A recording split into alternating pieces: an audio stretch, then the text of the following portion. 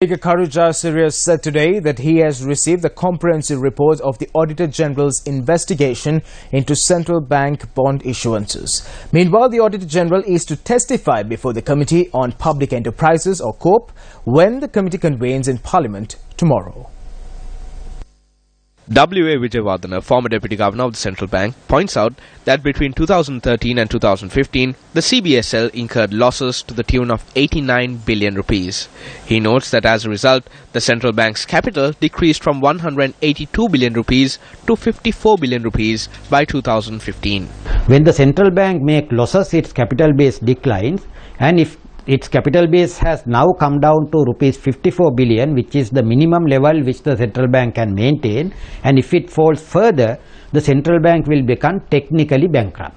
When it becomes technically bankrupt, the government will have to give new money to central bank by way of new capital, and the decline in the capital base of the central bank is harmful to the central bank's operation, because it is the central bank which has to go to the international markets and raise foreign funds for the government of Sri Lanka. Vijayawardena highlighted that these losses include recent controversial bond issuances. The Auditor General of the Democratic Republic of Sri Lanka has submitted a special report to the Committee on Public Enterprises on this particular aspect, and the report was submitted to COPE about a week ago.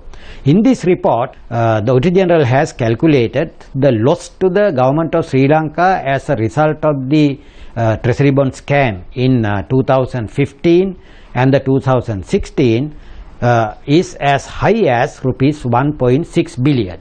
So the challenge before the governor has been to bring back the credibility to Central Bank of Sri Lanka by instigating a proper inquiry into the practices of the public debt department and taking preventive action to avoid that kind of a situation. The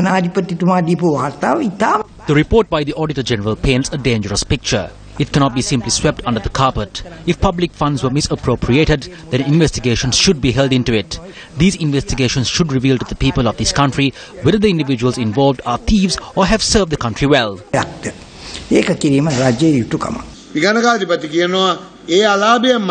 The Auditor General has said that in the future, further losses could accumulate on top of the losses already incurred, like the VAT tax. According to the accumulated amount, our interest rates may increase. So this continuous national losses is a crime involving public property. This crime must be investigated. Meanwhile, Speaker Kharuja Sirius noted that he had received the comprehensive report of the Auditor General's investigation into the bond issuance. The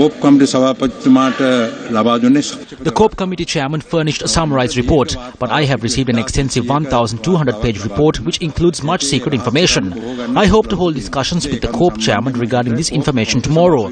What we need is transparency, and we are not looking to protect or harm any individual. What we want is to enable transparency. I will meet with the COPE committee chairman and the Auditor General. I will meet with the Attorney General, and finally I will meet with the new heads of the Central Bank. Afterwards, I will make a decision.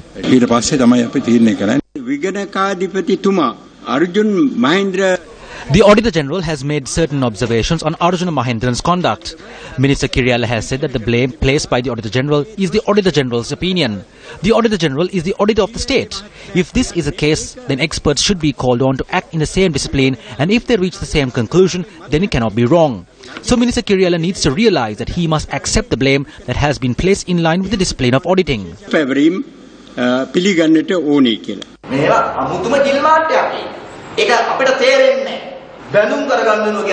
We cannot understand it, so it cannot be resolved in a simple manner. Some are asking us to swiftly resolve this. We cannot resolve it swiftly, but I must mention that if anyone has misused state funds, then that money must be returned to the people. I say this with responsibility. Even if we are unable to stop fraud and corruption, not only in the central bank, but in all state institutions, we in the JVP will take the responsibility of uncovering all of the fraud and corruption.